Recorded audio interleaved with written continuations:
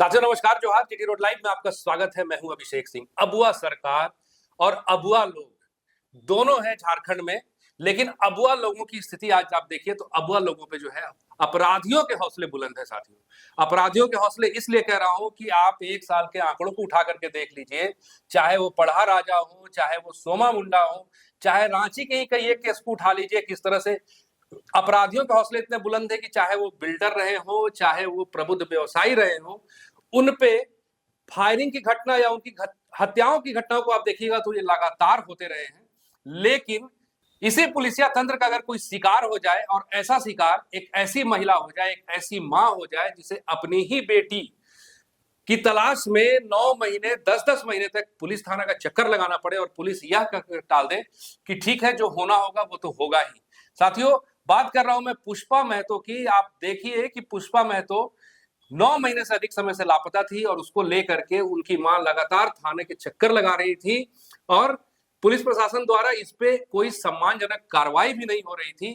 तब जाकर के हाईकोर्ट का सहारा लेना पड़ा। हाईकोर्ट के आदेश पे, जहां एक तरफ एसआईटी ने 1 से 2 दिन के अंदर ही इस मामले का खुलासा कर दिया और उस मां को न्याय मिला, जब उसके अभियुक्त जो है वो सलाखों के पीछे रहे। लेकिन साथियों, क्या सिर्फ इतने ही से ये जो न्याय की प्रक्रिया है वो पूरी हो जाएगी? जी बिल्कुल नहीं। तब जाकर के हाईकोर्ट अब एक बार फिर से इस मामले में रेस है। एक बार फिर सरकार के बड़े बड़े अफसर जो है वो अब हाईकोर्ट के निशाने पे हैं और फिर से नए हाईकोर्ट की एंट्री का जो मामला है ये क्यों हुआ, इस पे ही हम चर्चा करेंगे। आप फ्रेम हमारे साथ देख रहे हैं, वरिष्ठ पत्रकार सरोज कंवर जी हैं। सर, स्वागत है आपका। और ऐसी क्या वजह हो गई सर कि एक बार फिर से हाईकोर्ट को जो है वो रेस होना पड़ा इस मामले में?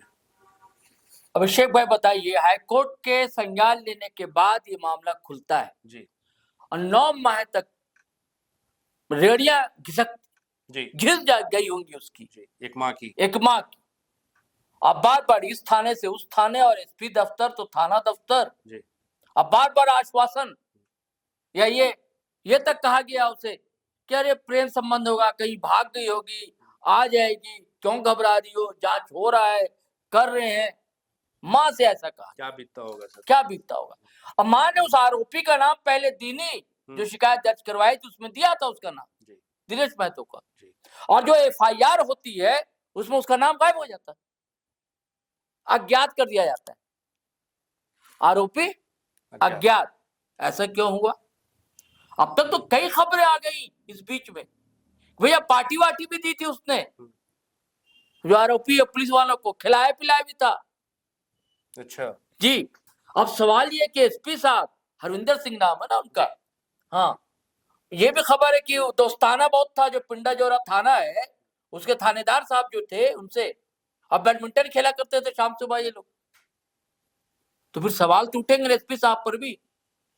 अब जब कोर्ट संज्ञान लेता और एसआईटी गठित होती है और जिस चार्ल्स कॉलेज के पीछे के जंगल में एक कंकाल मिलता है जिसे पुलिस बता रही है कि उसका कंकाल होगा, अभी जांच नहीं हुई, पुलिस ने बताया।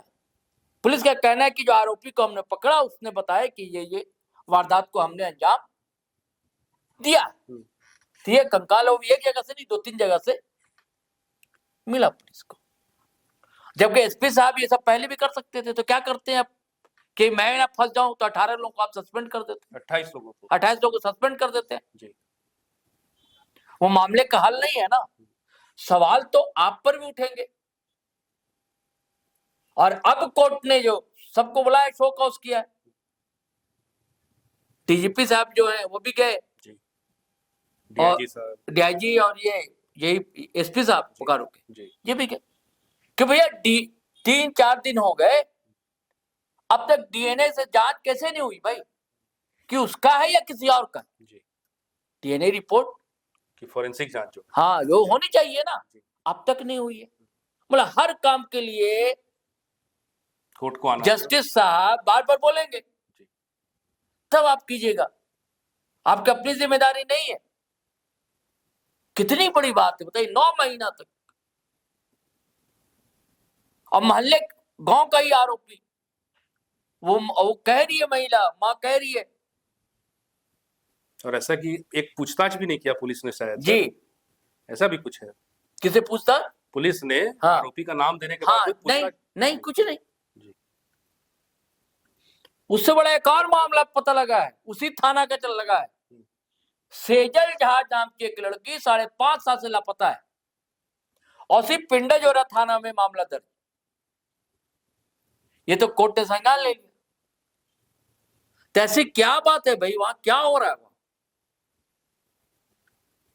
या कोई कुछ और कमाई हो रही है क्या उस थाने में कि सब जाना चाहते हैं उधर ही?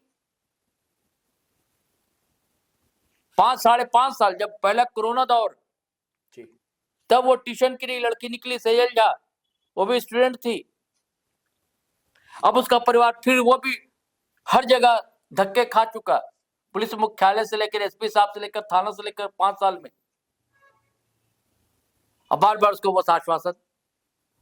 उसके परिवार के कहना कि जांच कहां तक पहुंची, क्या अपडेट है, कुछ नहीं।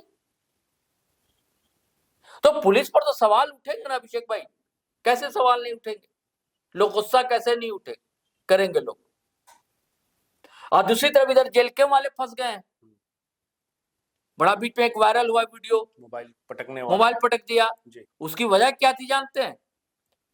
कि जेल कैंप के एक नेत्री हैं, उन पर आरोप है कि उन्होंने 10,000 रुपये उसकी मां से ली जी, पुष्पा की मां से लिए जी। हाँ, यही सवाल पूछा जा रहा था और उसका ऑडियो भी वायरल है। मोबाइल पटकने वाले वायरल है ही जी। उस महिला ने जो फोन पर बातचीत हुई थी वो भी ऑडियो वायरल। तो ये भी खेल हो रहा है, बताइए। गरीब से पैसे ले लिए गए। हालांकि जयराम बाद में कहते हैं कैसा नहीं, हमारे यहाँ देवता दरबार में माता पिता आए थे तो हमने पुलिस को ये किया था, फोन किया था। हाँ जी। जयराम का कहना है कि हमको नहीं लगा था कि कोई, हमको भी शुरुआत में लगा था कि आपस को हो सकता है प्रेम का मामला हो सकता है वही चली गई, शादी वादी कर लिया होगा, पहले ऐसे ही लगा था। हाँ। लेकिन पार्टी फंसी की जो 10,000 रुपये ले गए। लेकिन सबसे बड़ा सवाल तो पुलिस में है वहां पर। और आपने कई जिक्र किया ना, अपराध के ग्राफ तो ऐसा बढ़ रहा है, चिंताई है, डकैती है, हत्या है, मर्डर है, सब हो रहा है। रांची शहर में हो रहा है। पुलिस का इकबाल ऐसा लग रहा है खत्म हो गया। पुलिस इकबाल से चलती थी, एक हनक से चलती थी, धमक होती थी। तो नहीं, आम गरीब उसको तंग करने के लिए है पुलिस का डंडा, जो अपराधी है उसके लिए नहीं। तो ये सेजल का भी मामला फिर खुल गया है। अब पुष्पा के मामले की भी जांच होनी चाहिए, क्योंकि कुर्मी समुदाय से वो आती थी, आरोपी भी कुर्मी समुदाय से, उस इलाके में बड़ी आबादी है। अगर इसको राजनेता सोचते हैं, अगर हालांकि लाश पर राजनीति नहीं करनी चाहिए, लेकिन लोग करते हैं, करेंगे। को लेकर कोर्ट ने यह भी कहा है सर कि जो अवशेष मिला जी, जो बरामद हुआ, उसकी जांच जमशेदपुर में शायद पहले होनी थी, लेकिन कोर्ट का कहना है कि नहीं, उसकी जो पोस्टमार्टम है वो रांची में हो, रिम्स में हो, ताकि पारदर्शिता जो है वो बनी रहे। ये भी कोर्ट का कहना है। ठीक है, अच्छी बात है, लेकिन पता तो लगे कि किसका है कंकाल। कंकाल जैसी स्थिति में मिला कोई, तो उसका आप पोस्टमार्टम क्या कीजिएगा? वो तो डीएनए से पता करना। कुछ तो अपना पुलिसिया कार्रवाई होगा, हाँ, या कुछ अपनी सरकारी कार्रवाई होगी, अपना ऐसा इनका नियम होगा, वो भी होना है। लेकिन सवाल तो पुलिस पर है और उठते रहेंगे और उठना भी चाहिए, है ना जी। ये तो साथियों सुना आपने। अब ये देखना है कि वो जो कंकाल मिला है उसके डीएनए जांच के बाद ही स्पष्ट हो पाएगा, या फिर ये मामले की कार्रवाई आगे बढ़ पाएगी कि वो किसका है और उसका जो डीएनए है वो क्या लड़की के माता पिता से मिलान हो पाता है या नहीं। साथियों, ये वक्त पे है, आज के लिए बस इतना ही। चलते हैं। जाते जाते आपसे आग्रह है कि अगर आपने हमारे चैनल को सब्सक्राइब नहीं किया तो जरूर कर लीजिए, हमारे वीडियो को लाइक शेयर और कमेंट जरूर कीजिए। आज्ञा दीजिए, नमस्कार, जय हिंद, जय भारत।